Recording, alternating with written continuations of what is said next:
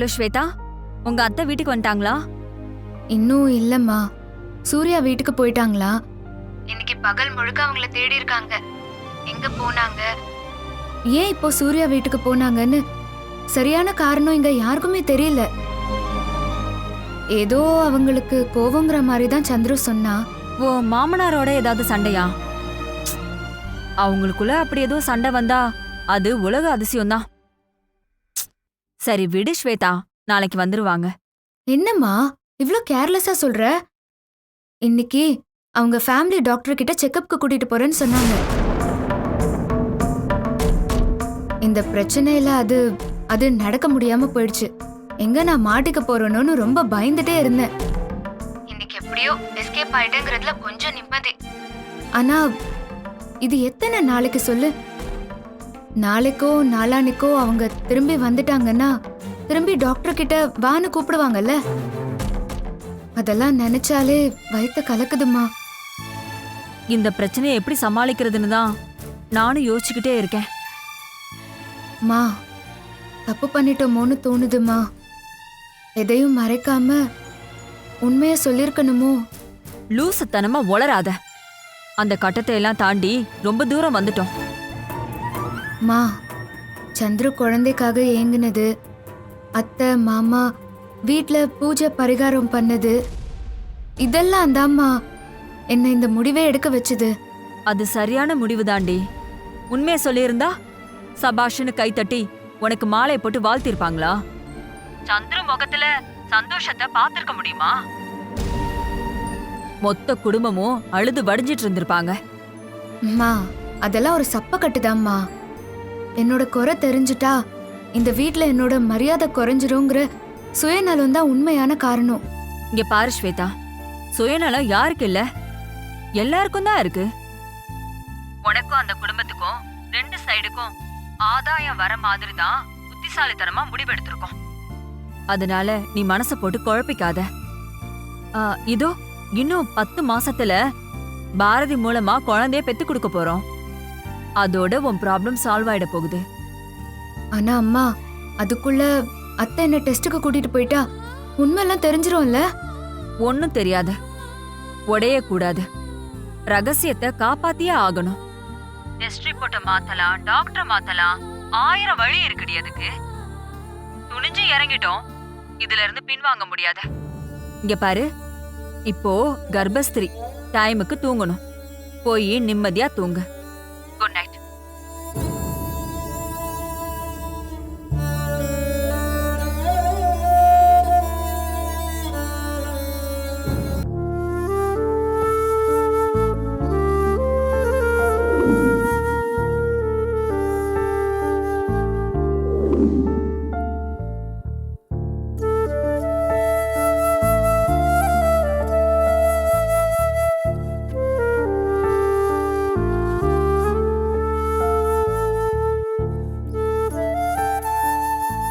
சாப்பிட்டியா ராஜாராம்?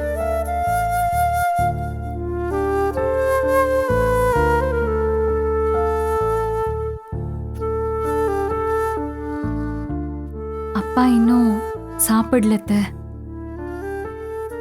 ஏன் ஏன் இன்னும் சாப்பிடல? எனக்கு பசிக்கலக்கா, நான் அப்புறம் சாப்பிட்டுக்கிறேன். எப்போ? இப்ப மணி என்னாச்சு தெரியுமா? பொன்னி வந்தாதான் சாப்பிடுவேன்னு அடம்புடிச்ச பிரியாவை கூட வற்புறுத்தி இப்ப சாப்பிட வச்சாச்சு. உனக்கு என்ன? இங்க பாரு ராஜாராம், சாப்பாடு சாம்பாரு எல்லாமே சூடா இருக்குப்பா. இல்லையா தோசையோ சப்பாத்தியோ வேணும்னா சொல்லு, பவுன் இருக்கா, நிமிஷத்துல போட்டு கொடுத்துருவா. எனக்கு பசிக்கலக்கா. அப்பா எதுவும் சாப்பிடலப்பா. நீங்க ப்ளீஸ்ப்பா கொஞ்சோண்டு சாப்பிடுங்கப்பா. என்னப்பா, பொன்னிக்கு உனக்கு ஏதாவது மனஸ்தாபமா? இதெல்லாம் சகஜம் தானேப்பா. அப்பப்ப ஏதாவது மனஸ்தாபம் வரும். அதுக்காக வயித்த காய போடலாமா சொல்லு? நேரத்துக்கு சாப்பிடணும். நான் தட்டை எடுத்து வைக்கிறேன், நீ கையை கழுவிட்டு வா. அக்கா ஃபர்ஸ்ட் நான் சாப்பிட மாட்டேனா? எனக்கு சாப்பாடு வேணாம். எல்லாத்தையும் எடுத்து வச்சுட்டு போய் படுங்க. போ ஐஸ்வர்யா, போய் தூங்கு போ.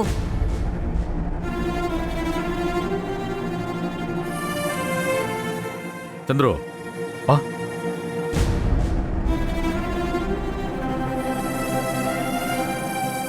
சொல்லுங்கப்பா. நீ சூர்யாவுக்கு ஃபோனை போட்டு உங்கள் அம்மா சாப்பிட்டாலும் கேளு. ம் சரிங்கப்பா. இரு, டிலே பண்ணாத, உடனே ஃபோன் பண்ணி கேளு. ம் சரிங்கப்பா.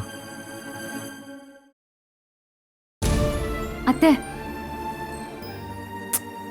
அப்பா பாவம் அத்தை, பசியோட கஷ்டப்பட போறாரு. அது சரி, இவன் பொன்னியோட அவ்வளோ சண்டை போட்டுக்கிட்டு இருந்த காலத்திலேயே பொன்னி சாப்பிட்டாச்சான்னு முடிவான பின்னாடி தான் சாப்பிடுவான். இப்ப மட்டும் அவளுக்கு தெரியாம சாப்பிடவா போறா? உண்மைதான் அத்தை, எனக்கு தெரிஞ்சு அம்மாவும் சாப்பிட்டிருக்க மாட்டாங்க. ம்.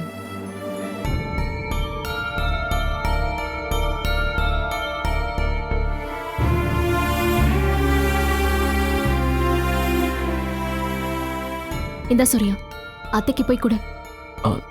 நீ கொண்டு போய் கொடுப்போ, நான் தண்ணி எடுத்துட்டு வரேன். போ பவித்ரா. ம்.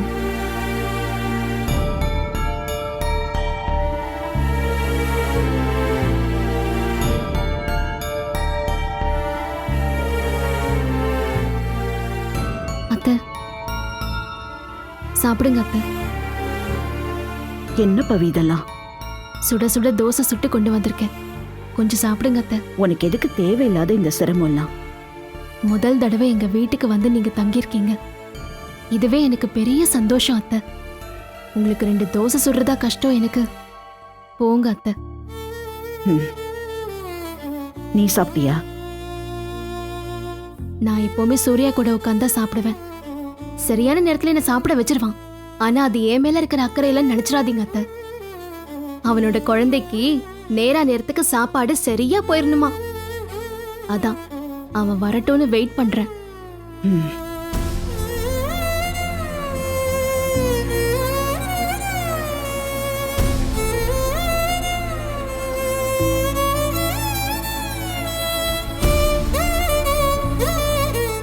இந்தா, எனக்கு வேணாம். என்ன? வாங்கு. மா ப்ளீஸ் மா, வெறும் வயிற்றோட படுக்கக்கூடாதுன்னு நீங்க தானேம்மா சொல்லுவீங்க. ஒரே ஒரு தோசையா சாப்பிடுங்கம்மா, எனக்காக சாப்பிடுங்கம்மா ப்ளீஸ்மா. வேணாண்டா, நீங்க சாப்பிட்டு தூங்குங்க.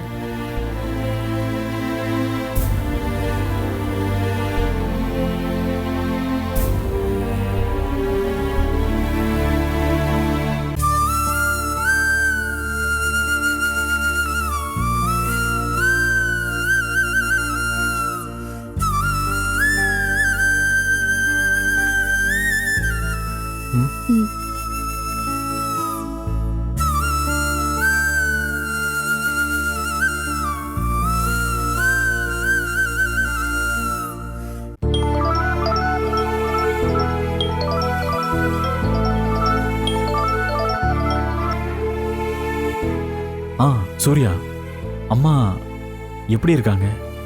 இப்போ என்ன பண்றாங்க? கோயில்ல பார்த்தோமே, டிஸ்டர்ப்டா பித்து பிடிச்ச மாதிரி, அதே மாதிரி தான் எப்படி வந்தாங்களோ அப்படிதான் இன்னும் இருக்காங்க.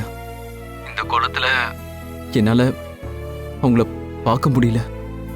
சரி, அம்மா சாப்பிட்டாங்களா? நானும் பவியும் இந்நேரம் வரைக்கும் கெஞ்சி மல்லு கட்டி பார்த்துட்டோம்டா. ஒரு வாயாவது சாப்பிடுங்கம்மான்னு சொன்னோம். சாப்பிடவே இல்லையே. இப்படி பிடிவாதம் பிடிக்கிறவங்க கிட்ட என்ன பண்ண முடியும் சொல்லு? ம் சரி.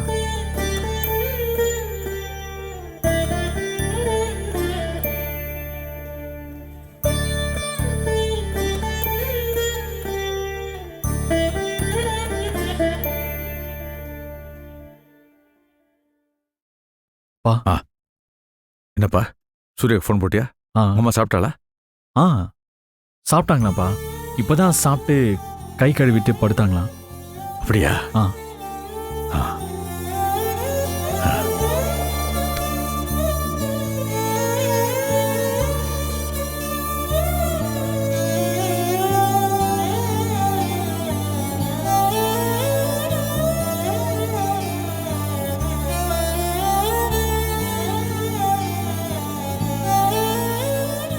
சூர்யா ஆ. சாப்பிடு சூர்யா. பாவம் நீ ஏற்கனவே ரொம்ப கலங்கி போனவன். அத்தைய அங்கேயும் இங்கேயும் தேடின கலவரத்துல கண்டிப்பா நீ ஒரு காஃபி டீ கூட குடிச்சிருக்க மாட்ட. நீ பயங்கர பசியில இருப்ப. அது உன்னோட கண்ணிலேயே தெரியுது. உன்னால கொஞ்சம் கூட பசி தாங்கவே முடியாது. இந்தா நீ சாப்பிடு. நீ சாப்பிட்டியா? நீ வந்ததுக்கு அப்புறமா தான் சாப்பிடலான்னு இருந்தேன். என்ன பவித்ரா, டயத்துக்கு சாப்பிடணும், எனக்காக வெயிட் பண்ணக்கூடாதுன்னு உங்ககிட்ட எத்தனை தடவை சொல்லியிருக்கேன். முதல்ல நீ சாப்பிடு. என் குழந்தைக்கு பசிக்காதா? குழந்தைய ஏன் பட்டினி போடுற? என்ன மாதிரி தானே அதுவும். குழந்தை மட்டும் பசி தாங்குமா? கொடு.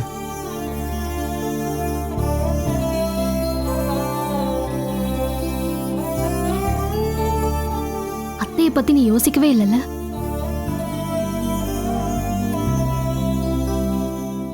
உன் குழந்தைக்கு பசிக்கும்னு பதறி துடிச்சு ஊட்டி விடுறல்ல. இந்த பாசமும் அக்கறையும் உனக்கு உன் பெத்த அம்மா மேல இல்ல பாத்தியா?